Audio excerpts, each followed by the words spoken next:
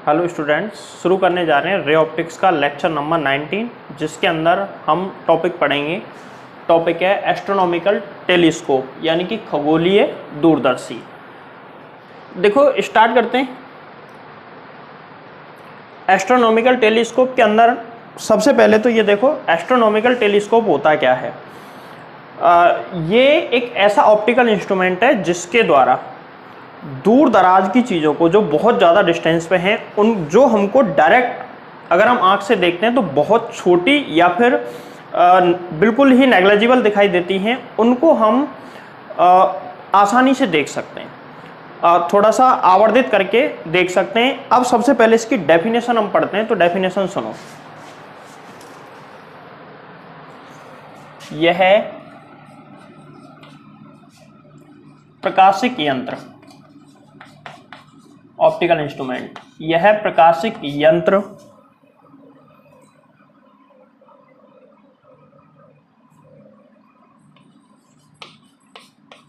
दूर की वस्तु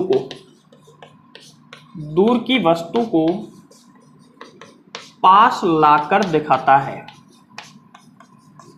पास लाकर दिखाता है।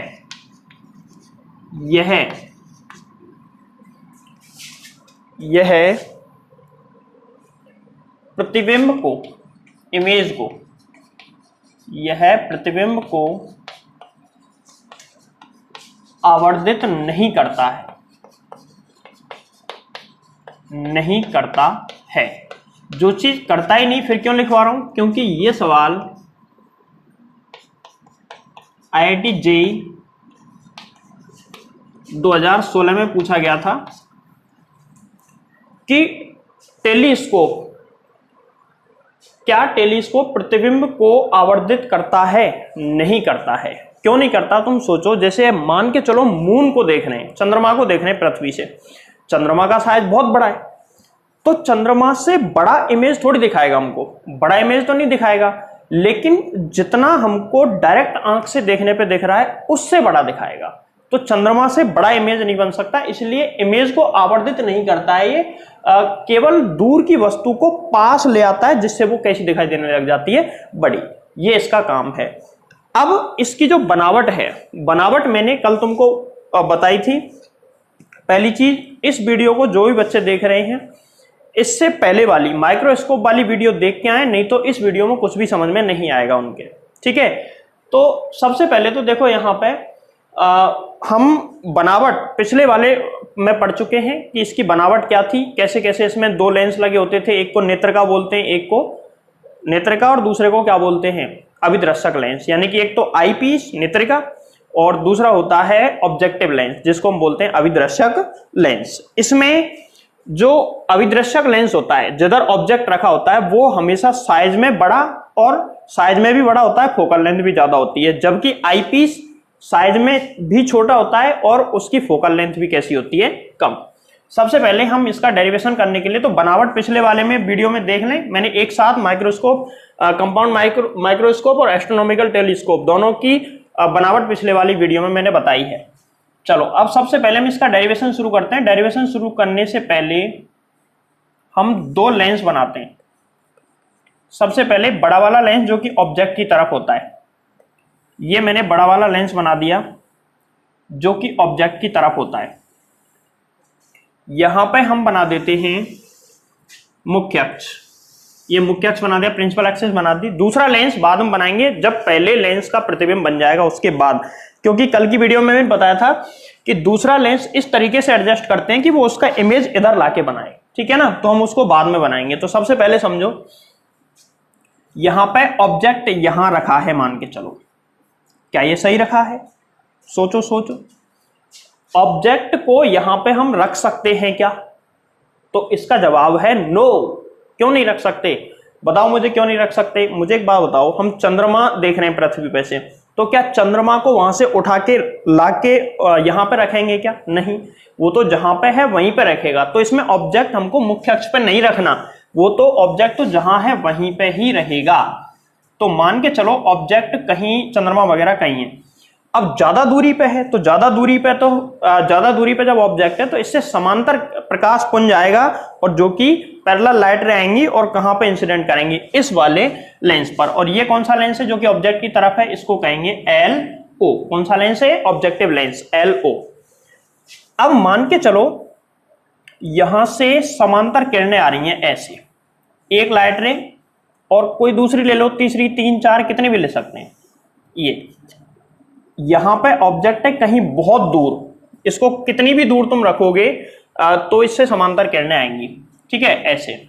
तो यहाँ पे एक्चुअल में ए बी तो यहाँ पर है, ये ऑब्जेक्ट है, चंद्रमा हो सकता है और भी कोई वीनस वगैरह कोई भी ग्रह हो सकता है जहां से हम ग्रह उपग्रह जो भी है बहुत ज्यादा दूरी पे, ए बी यहां से समांतर किरणें आई जो कि कहां पे आपतित हुई, लेंस पर। ये किरण तो यहां से गुजरते हुए सीधी गुजर जाएगी बिना मुड़े, क्योंकि कहां पे आ रही है, ये क्या है, ऑप्टिकल सेंटर, प्रकाश केंद्र।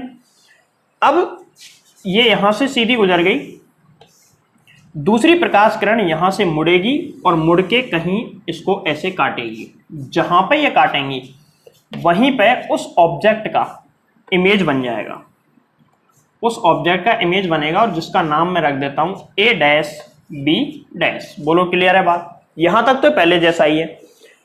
अब हम दूसरे वाले लेंस को इस प्रकार एडजस्ट करेंगे, ये दूसरा वाला लेंस है जो साइज में भी छोटा है और फोकल लेंथ भी कैसी है इसकी, कम।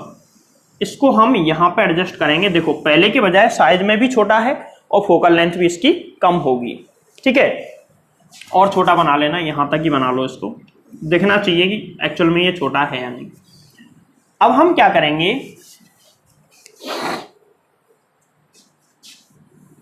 अब देखें, जो पहले वाले लेंस का ऑब्जेक्ट है वो दूसरे वाले के लिए, पहले वाले का जो इमेज है वो दूसरे वाले के लिए किसका काम करेगा, ऑब्जेक्ट का। कौन सा लेंस है ये, आईपीस, LE यानी कि नेत्रिका, अभिनेत्र लेंस भी इसको कहते हैं, ठीक है। अच्छा मुझे बताओ ये प्रकाश किरणें कहां से आ रही हैं, अनंत दूरी से। तो इस वाले लेंस के लिए वस्तु की दूरी कितनी हुई, अनंत।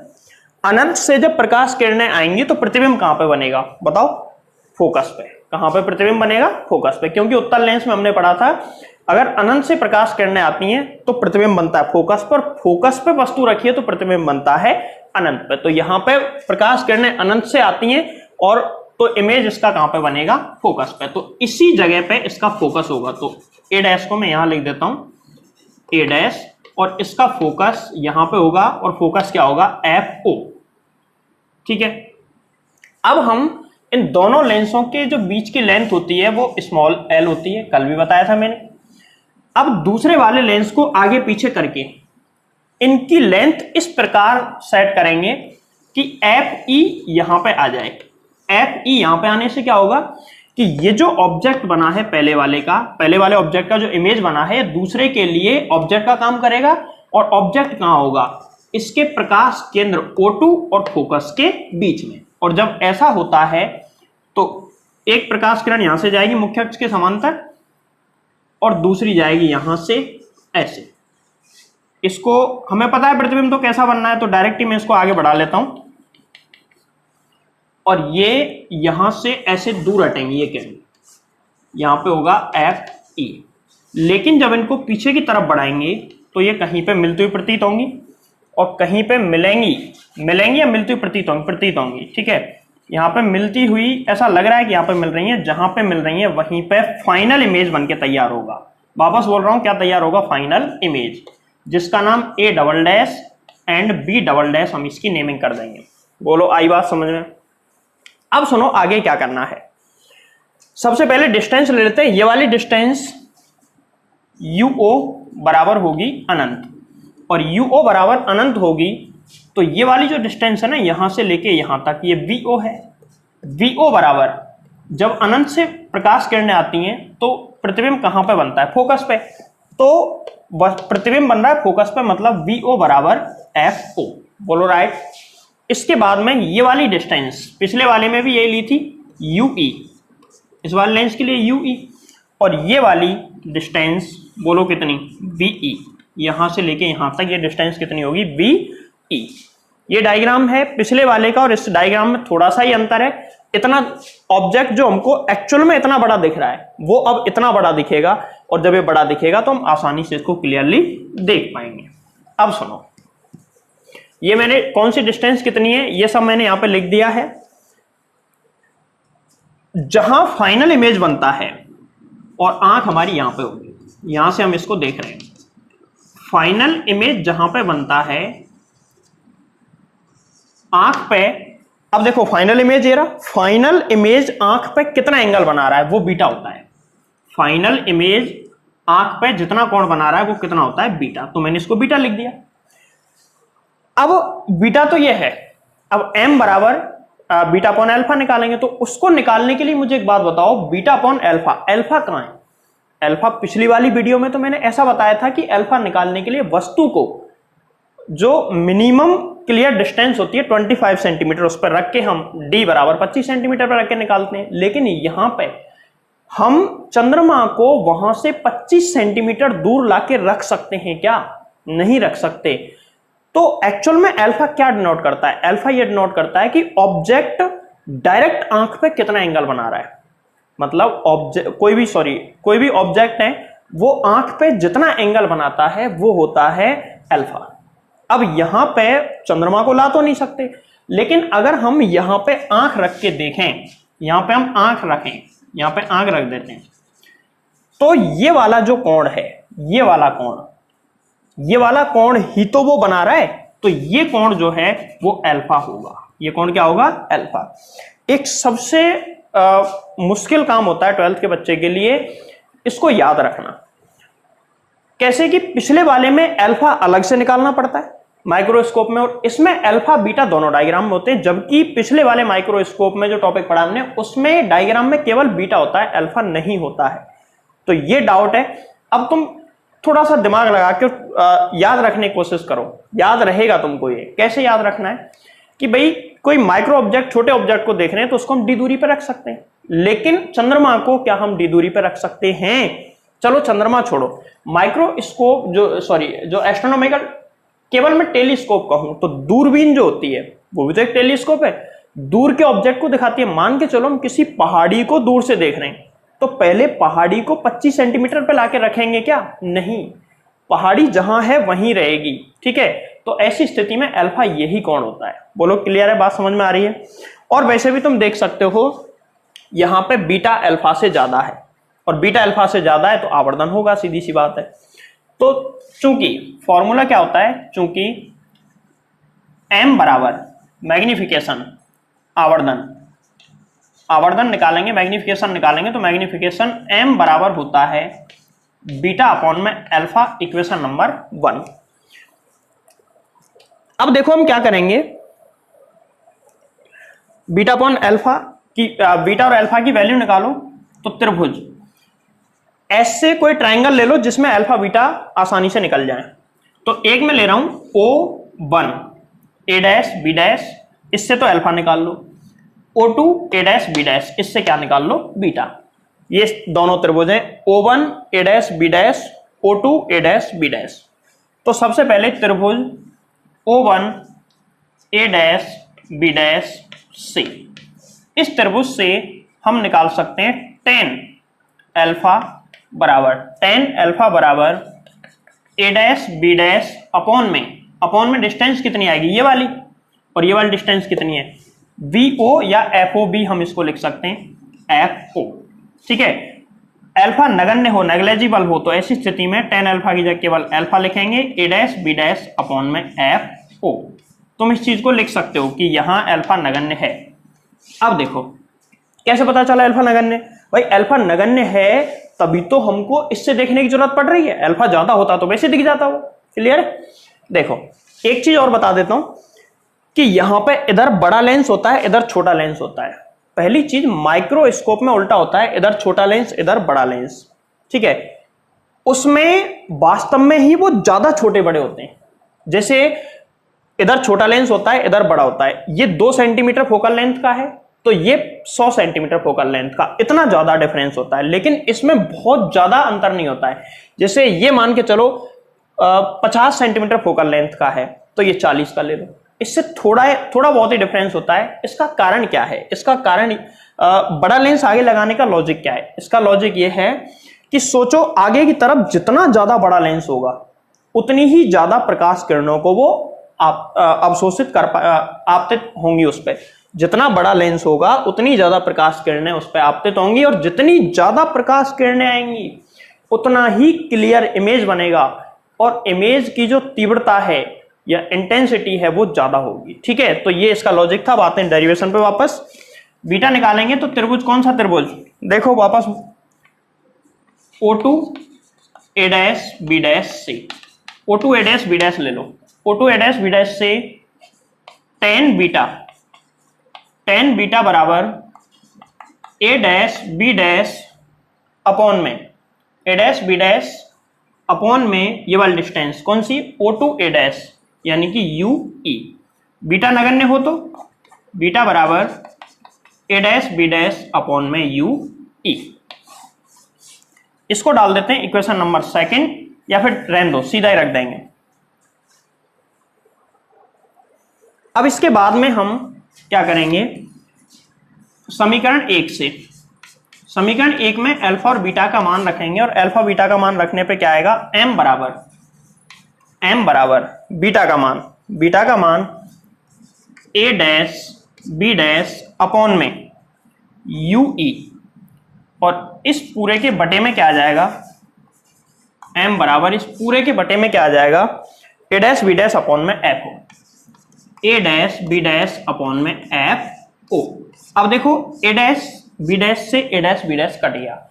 यहां पे एक बात और तुमको याद दिलाता हूं, पिछले वाले डेरिवेशन में एक्चुअल में क्या हुआ था, एक तो A डैश B डैश था और एक AB था, इसलिए पहले हमने A डैश B डैश की वैल्यू AB के पदों में निकाली और फिर उसको काट के तब सॉल्व किया। लेकिन इसमें सॉल्यूशन आसान हो जाएगा, क्यों, क्योंकि ये कट चुके हैं। तो m बराबर क्या आ गया बताओ, m बराबर आ गया FO अपॉन में UE। ये m की वैल्यू हमने निकाल ली। आवर्धन का फॉर्मूला ये आ गया नॉर्मल कंडीशन के अकॉर्डिंग। अब याद करो कल वाले दो केस, वही दो केस एज इट इज इसमें लगाने, हमको ज्यादा कुछ दिमाग नहीं लगाना। देखो केस 1, पहला केस ये अधिकतम आवर्धन, पहले अधिकतम या न्यूनतम कोई सा ले, अधिकतम ले लेता हूं पहले, अधिकतम मैक्सिमम मैग्निफिकेशन अधिकतम आवर्धन के लिए, और अधिकतम आवर्धन के लिए, अच्छा अधिकतम आवर्धन कब होगा, जब फाइनल इमेज, अधिकतम आवर्धन मतलब हमको फाइनली दिखता क्या है, एक्चुअल में देख इसको रहे लेकिन हमको ये दिखेगा या फिर ये दिखेगा, फाइनली तो दिखेगा यही।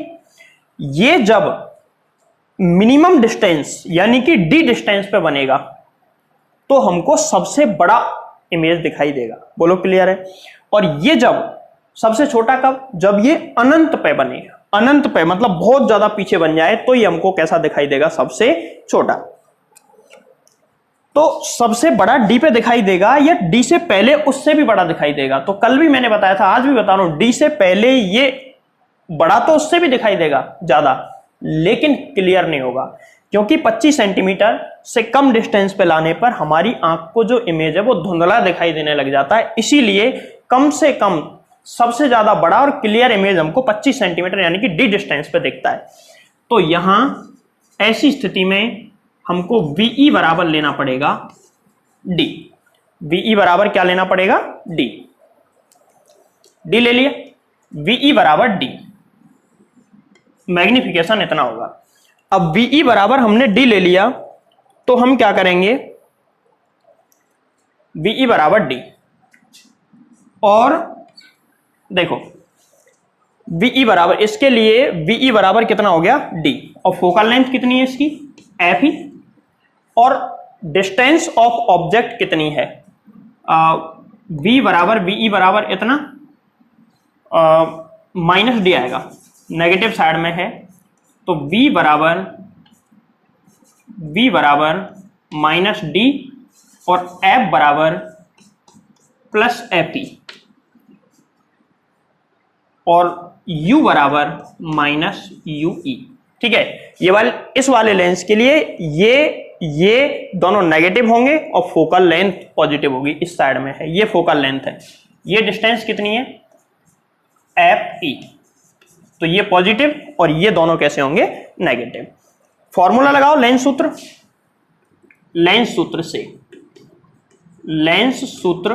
से जब इसमें लेंस सूत्र लगाएंगे तो लेंस सूत्र लगाने पे देखो, लेंस सूत्र लगाने पे क्या आएगा, लेंस सूत्र क्या होता है, 1/f बराबर 1/b माइनस 1/u। तो 1/f बराबर f की जगह तो प्लस f ही आ जाएगा और b की जगह क्या आएगा, माइनस d। 1/-d और माइनस u की जगह माइनस ue। देख लो डायग्राम में। अब यहां मैग्निफिकेशन का फॉर्मूला क्या था, ये रहा। इसको इक्वेशन नंबर 2 डाल देता हूं मैं, FO अपॉन में UE, मतलब हमको FO अपॉन UE की वैल्यू निकालनी है। ठीक है, तो UE की वैल्यू निकालो, ये प्लस हो जाएगा, इसको इधर पक्षांतरण कर दो, 1/UE बराबर 1/UE बराबर 1/FE प्लस 1/D। ये माइनस को इधर लाए तो प्लस हो गया। ठीक है, FO से गुणा करने पर, और जब इसमें FO से गुणा करेंगे तो FO अपॉन में UE बराबर FO अपॉन में FE प्लस FO अपॉन में कैपिटल D।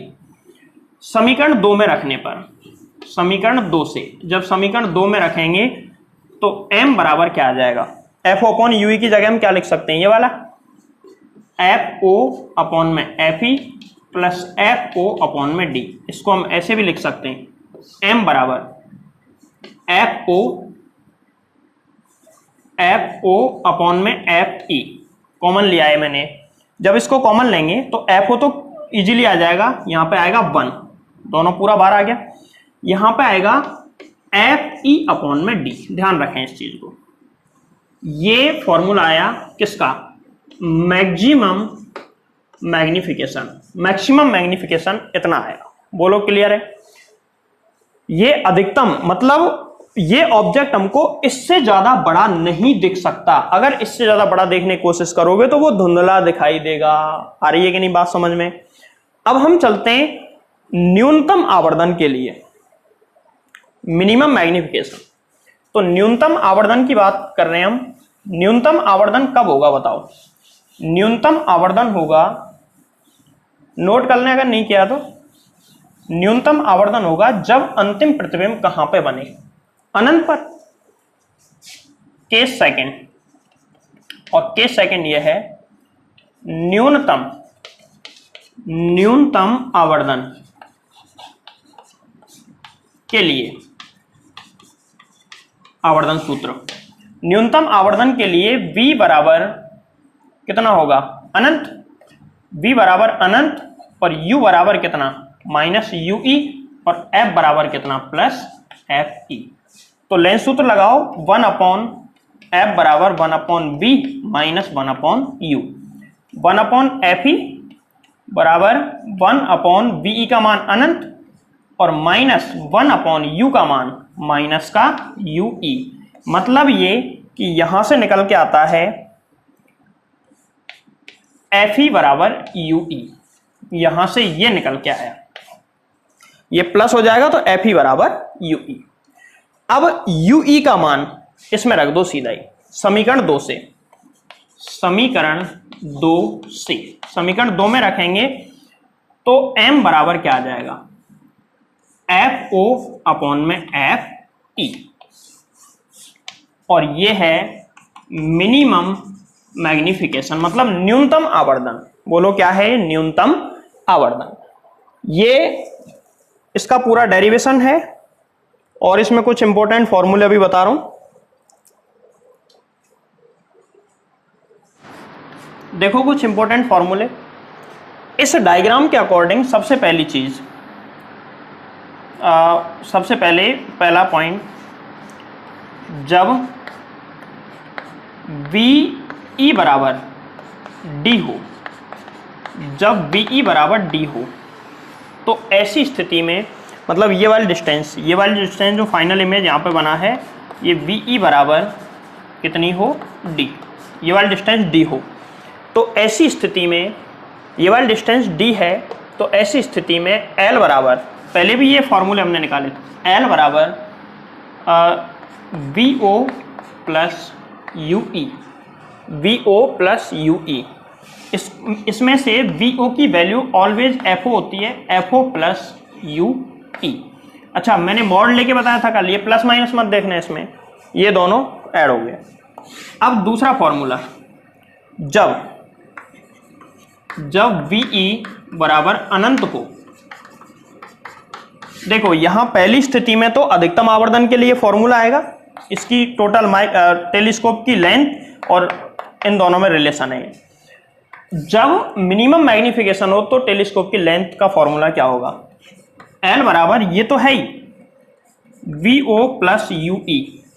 तो यहां पे देखो VO ऑलवेज FO, साथ में ही हमने अभी जब पिछला फॉर्मूला पढ़ा था तो हमने ये देखा जब VE बराबर अनंत हो, जब VE बराबर अनंत हो तो ऐसी स्थिति में UE बराबर कितना आता है, UE बराबर आता है FE। वैसे भी कॉमन सेंस की बात है कि अंतिम प्रतिबिंब अनंत पे बनेगा तो वस्तु फोकस पे तो रखी होगी, तो वस्तु फोकस पे रखी है तो वस्तु की दूरी कितनी होगी, फोकस दूरी के बराबर।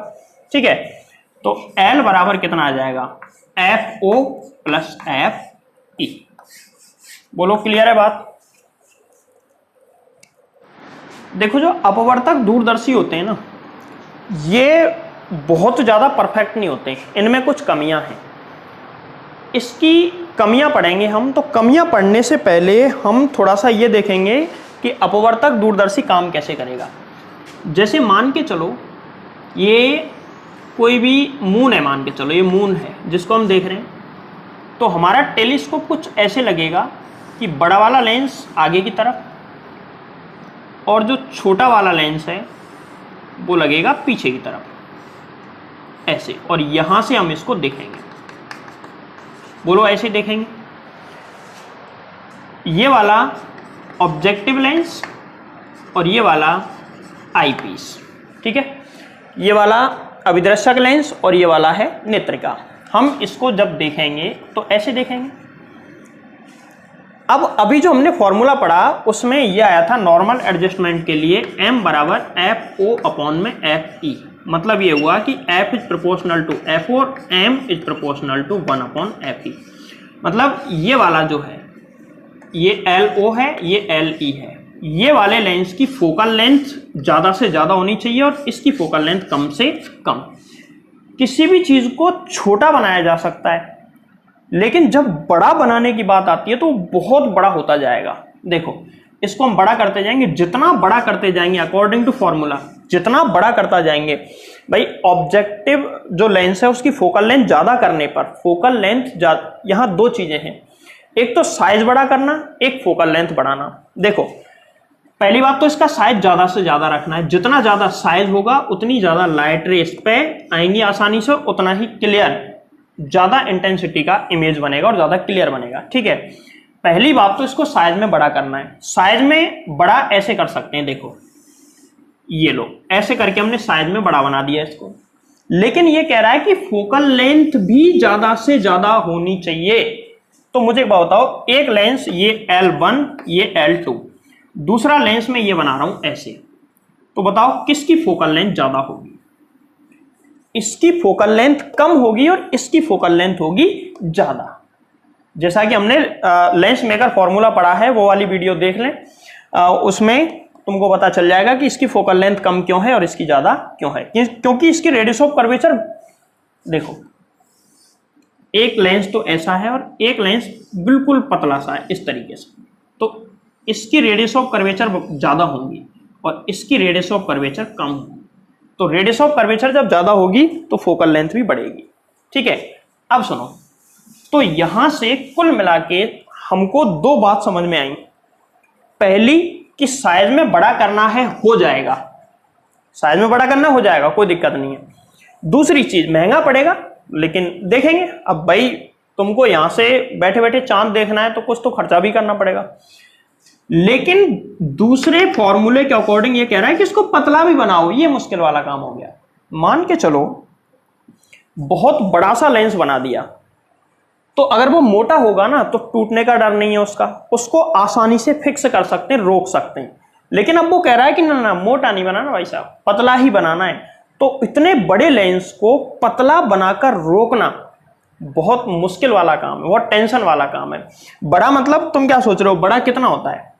बड़े का मतलब है कि इसकी रेडियस 50-60 मीटर तक हो सकती है। 50-60 मीटर बहुत बड़ा एरिया होता है। उस एरिया के बराबर लेंस को बनाना और बहुत पतला बनाना और फिर उसको फिक्स करना बहुत मुश्किल वाला काम है, टेंशन वाला काम है। तो ये इसमें एक कमी है। समझ में आई बात? तो पहली इसमें 2-3 कमियां मैं बता रहा हूं। सबसे पहली चीज, सबसे पहली कमी कि इस लेंस को बनाना महंगा होता है। इस लेंस को बनाना महंगा, ये लेंस महंगा पड़ेगा बहुत ज्यादा। दूसरा पॉइंट ये है इसे रोकना, इसे रोकना यानी कि फिक्स करना, इसे रोकना आसान नहीं होता है। इसे रोकना आसान नहीं होता है। किसे? अभिदृश्यक लेंस, अभिनेत्र तो छोटा होगा, अभिदृश्यक लेंस को बनाना महंगा होता है, इसे रोकना आसान नहीं होता है। यानी कि आसानी से रुकता नहीं है। क्यों नहीं रुकता? अगर मान के चलो इसको हम दूसरी साइड में सपोर्ट दे देते तो रुक जाता। कितना ही पतला बना लो और दीवार पर रख दो, क्या दिक्कत है, रुक जाएगा। लेकिन दीवार पर रख दिया तो लाइट रे यहां से आके खत्म, मतलब यहां पे इसको दीवार पर रख दिया तो लाइट रे यहां से आएंगी, नीचे जाएंगी नहीं, तो हमको तो नीचे पहुंचानी है, तभी तो आंख तक पहुंचेंगी। तीसरा पॉइंट आता है कि इसे LO को बनाना आसान नहीं है। मतलब इसको बनाना भी मुश्किल वाला काम है। पहली बात तो ये महंगा होता है, इसे एक जगह पे फिक्स करना आसान नहीं होता और इसको बनाना भी आसान नहीं होता है। अब हम चलते हैं, ये 3 कमियां तो इस डायग्राम को मैंने जिस तरीके से तुमको समझाया वैसे निकल के आगे चौथी कमी की तरफ चलते हैं और ये सबसे मुश्किल वाली कमियों में से एक है। ये सब ठीक था, जैसे तैसे बना भी लेते, क्योंकि हमारे चाइनीज भाई साहब हैं, कुछ ना कुछ बना ही देते हैं सस्ता और टिकाऊ, चले ना चले उसकी गारंटी नहीं है, बना देते हैं। सबसे बड़ा टेलीस्कोप भी चाइना में ही है, वही बनाएंगे इनोवेशन, तो इंडिया वाले थोड़ी करते हैं इनोवेशन। चलो खैर, चौथा जो इसका पॉइंट है वो है स्फेरिकल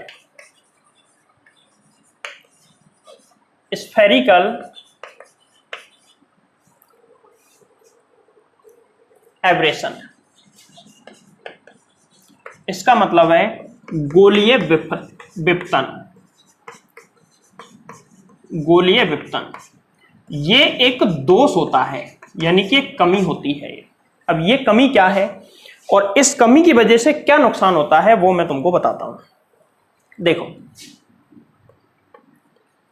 एक लेंस है ऐसा, ये साइज में बहुत बड़ा लेंस होता है। जब साइज में बड़ा होगा तो थोड़ा सा तो मोटा ही होगा, सिंपल लेंस से तो मोटा होता है।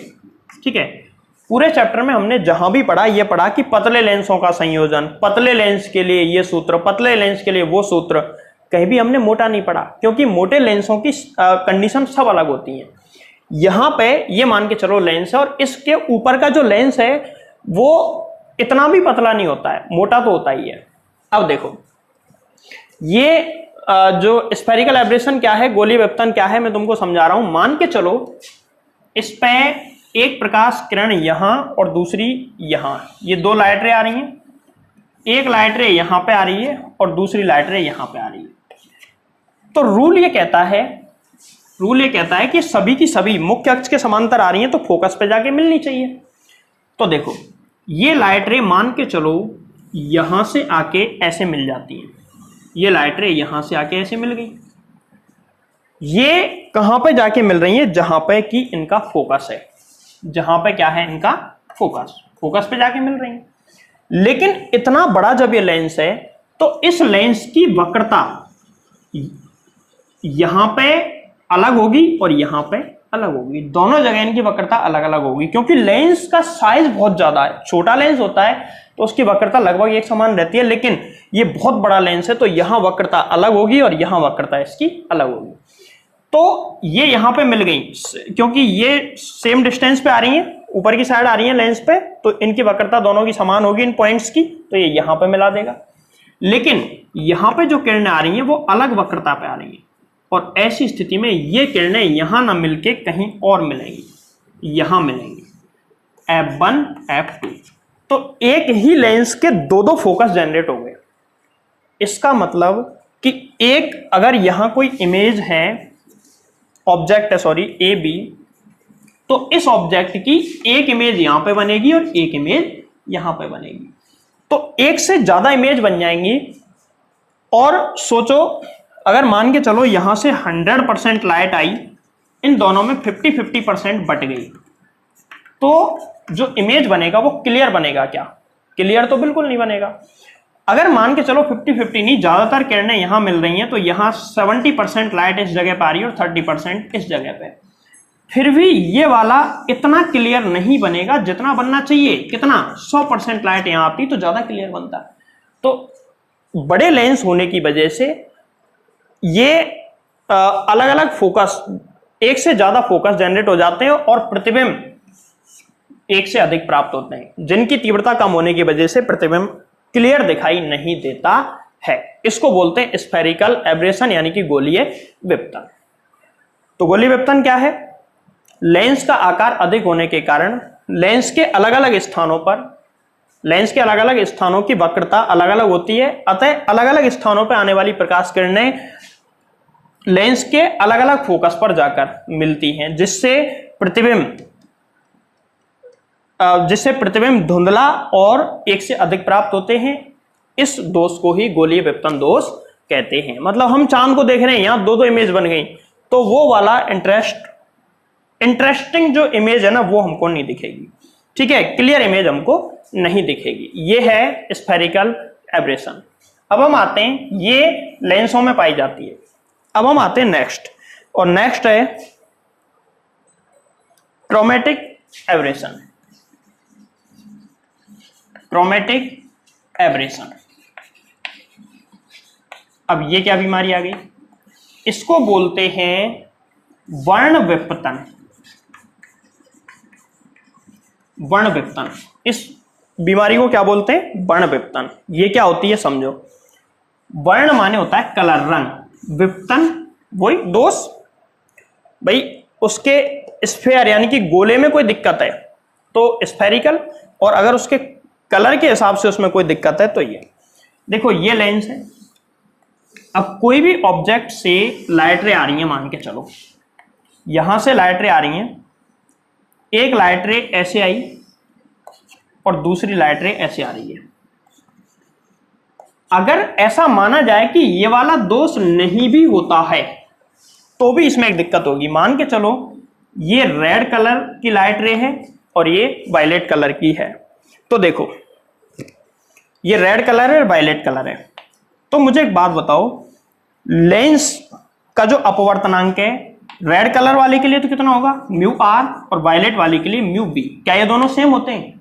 हो ही नहीं सकता। ठीक है, ये दोनों कैसे होते हैं? अलग अलग।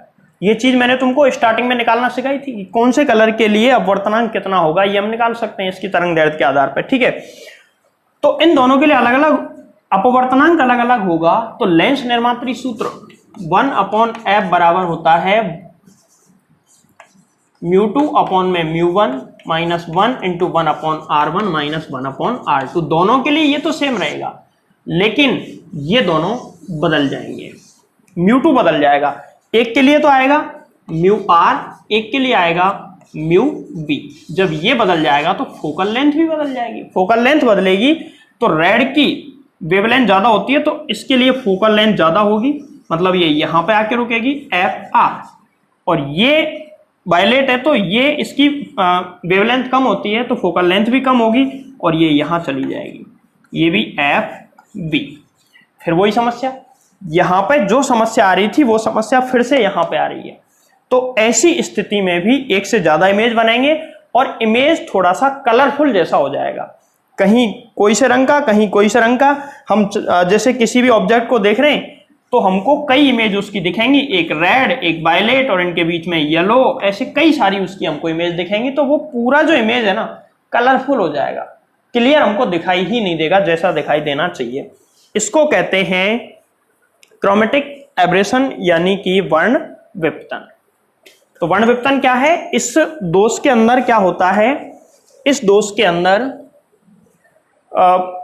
अगर मान के चलो कोई श्वेत वस्तु है, श्वेत वस्तु का मतलब है जिसमें 7 के 7 रंग होते हैं वेवग्योर वाले, अगर हम इसका इमेज देखेंगे, वैसे तो श्वेत दिखनी चाहिए लेकिन जब हम इसका इमेज देखेंगे तो उसमें सभी कलर हमको अलग अलग दिखाई देंगे। इस वाले एब्रेशन को हम बोलते हैं क्रोमेटिक एब्रेशन यानी कि वर्ण विपतन।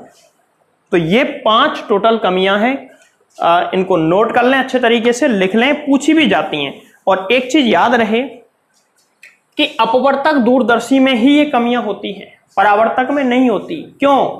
क्योंकि अपवर्तनांक जो होता है वो लेंस के लिए, अपवर्तनांक जो होता है लेंस के लिए ही बदलता है, दर्पण के लिए नहीं बदलता, मिरर के लिए नहीं बदलता। इसलिए मिरर्स में ये दोनों दोष नहीं होते हैं। चलो ये दोनों दोष नहीं होते तो क्या ये होते हैं? ये भी नहीं होते। कैसे नहीं होते? देखो, जैसे एक लेंस है, ये इसको ऊपर की साइड लगाना है और एक मिरर है ये वाला, पॉलिश पीछे से, इसको एक जगह रोकना आसान नहीं होगा। क्यों नहीं होगा? ये सब कारण है। इसको रोकना आसान है। क्यों रोकना आसान है? मिरर लगा दिया, इसके पीछे कुछ लोहे की दीवार जैसा कुछ लगा दो इस तरीके से, ये लो इसके ऊपर रखा रहेगा, कहाँ जाने वाला है, तो ना तो ये गिरेगा ना टूटेगा, कितना भी पतला बना दो क्या फर्क पड़ने वाला, ठीक है। तो इसलिए ये वाला इसको फिक्स करना भी आसान है, सस्ता भी पड़ेगा, सारी चीजें। और ये दोनों जो एब्रेशन है, दोनों विपतन है, ये भी इसमें नहीं होंगे। यही कारण है कि ये अपवर्तक दूरदर्शी, ये परावर्तक दूरदर्शी, कि अपवर्तक दूरदर्शी परावर्तक दूरदर्शी अपवर्तक से श्रेष्ठ होता है। ज्यादा सही कौन सा है? ज्यादा सही है परावर्तक, और इसके बजाय थोड़ा सा कम सही है कौन सा? अपवर्तक। तो समझ में आ रही है? 12th बोर्ड में ये क्वेश्चन पूछा जा चुका है कई बार कि परावर्तक दूरदर्शी अपवर्तक दूरदर्शी की तुलना में श्रेष्ठ होता है। क्यों?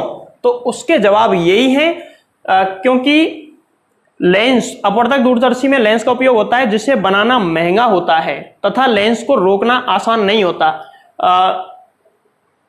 दूसरा, इसको अपवर्तक दूरदर्शी लेंस को बनाना आसान नहीं होता है,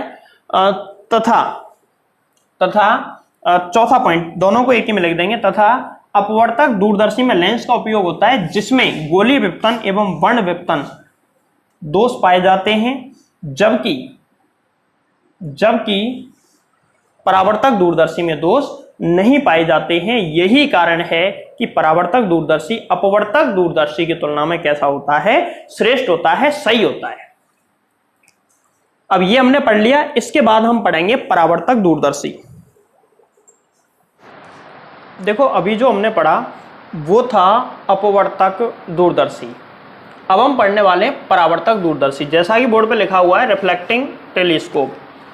ये 2 टाइप के होते हैं, एक तो होता है कैसेग्रेन और दूसरा होता है न्यूटोनियन।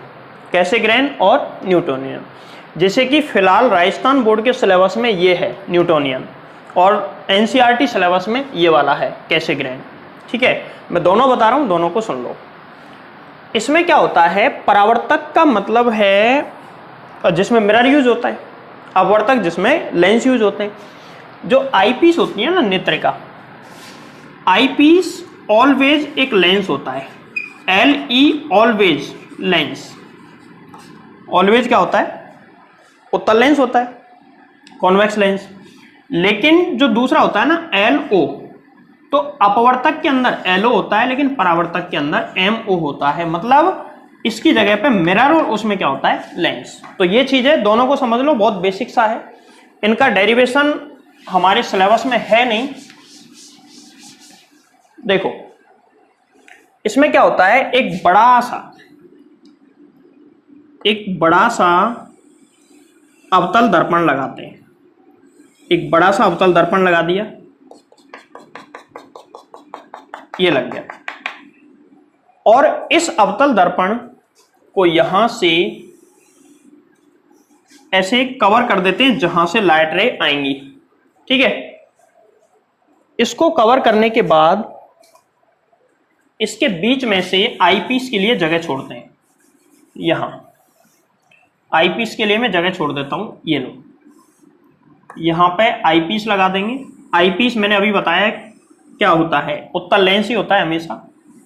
ये आईपीस का स्पेस हो गया और यहां पे होगी हमारी आई, आंख। यहां से हम देखेंगे, इधर कहीं होगा ऑब्जेक्ट, जैसे कि यहां कहीं ऑब्जेक्ट है, बहुत ज्यादा दूरी पे होता है। इससे कोई भी दो लाइट रे मान के चलो ऐसे आई, मुख्य अक्ष के समांतर ऐसे दो लाइट रे आई, तो ये है इसका मुख्य अक्ष।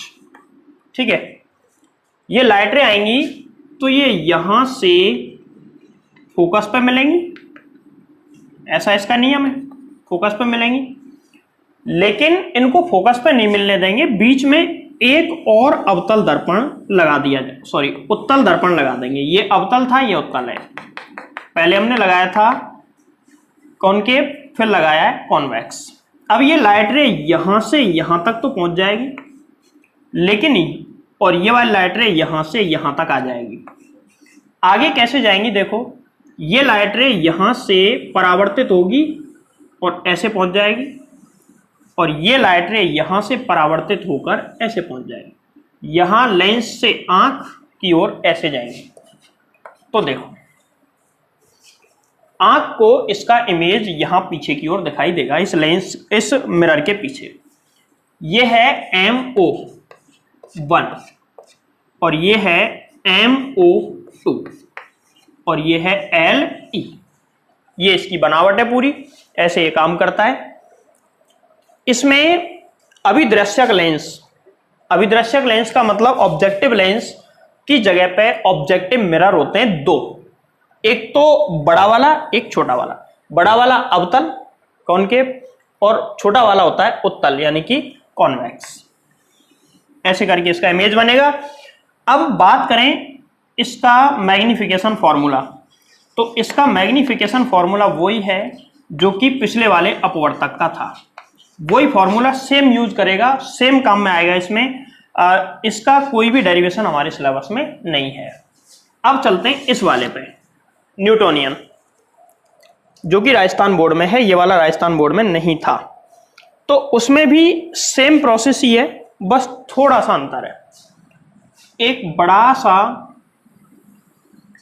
अवतल दर्पण होता है, यहां पे ये अवतल दर्पण है, देखो अवतल दर्पण, ऐसे करके कवर कर देंगे इसको, एक पाइप वगैरह कोई भी किसी की चीज की हेल्प से। यहां पे मुख्य अक्ष के समांतर प्रकाश किरणें आ रही हैं, ये देखो मुख्य अक्ष के समांतर प्रकाश किरणें आ रही हैं। ये प्रकाश किरणें आने के बाद, जैसे इसका मुख्य अक्ष यहां बना दिया, कहां पे मिलेंगी, फोकस पे। ये प्रकाश किरणें फोकस पे मिलनी चाहिए। इसमें तो हमने यहां पे क्या लगाया, उत्तल दर्पण, जो कि आईपीस की तरफ इनको मोड़ देता है। यहां पे लगाएंगे प्लेन मिरर, क्या लगाएंगे, प्लेन मिरर, समतल दर्पण। और इसकी कंडीशन ये होती है कि ये इसके साथ, मुख्य अक्ष के साथ कितने डिग्री एंगल पे होता है, 45 डिग्री, 45 डिग्री एंगल पे ये होता है। अब ये लाइट रे यहां से रिफ्लेक्ट होके यहां तक आ जाएगी, और ये लाइट रे यहां से रिफ्लेक्ट होकर यहां तक ऐसे पहुंच जाएंगी। आगे ये लाइट रे कैसे जाएंगी समझो, यहां से ये वाली लाइट रे नीचे की तरफ आएगी ऐसे, ये वाली लाइट रे नीचे की तरफ आएगी ऐसे, और यहां पे लगा देंगे हम आईपीस यानी कि नेत्रिका, और इस नेत्रिका के पीछे की ओर होती है आई, आंख, जहां से हम इस ऑब्जेक्ट को देखेंगे तो इसका इमेज हमको यहां पीछे की ओर दिखाई देगा। ये पूरा न्यूटोनियन परावर्तक दूरदर्शी है, और ये वाला कौन सा है, कैसेग्रेन परावर्तक दूरदर्शी। इसका कोई भी डेरिवेशन हमारे सिलेबस में नहीं है। इस तरीके समांतर किरणें आंख पर पहुंच जाएंगी और आंख को इसका प्रतिबिंब दिखाई देगा। बोलो इजी टॉपिक है एकदम, समझ में आया कि नहीं आया। ना तो इसका कोई न्यूमेरिकल आएगा, ना ही इसका कोई न्यूमेरिकल आएगा, ना तो स्टेट बोर्ड में आएगा, ना आईआईटी में आएगा, ना ही नीट में कोई इसका न्यूमेरिकल आएगा। ठीक है, आज की वीडियो में टॉपिक इतना ही पढ़ाएंगे। कुछ न्यूमेरिकल्स में अभी डाल रहा हूं लास्ट में, तो उनको स्क्रीनशॉट ले लें। स्क्रीनशॉट लेने के बाद उनको सॉल्व करने की कोशिश करें। उनको सॉल्व करने से पहले पिछली वाली वीडियो जिसने नहीं देखी है वो देख ले, उसी टाइप से न्यूमेरिकल सॉल्व हो जाएंगे।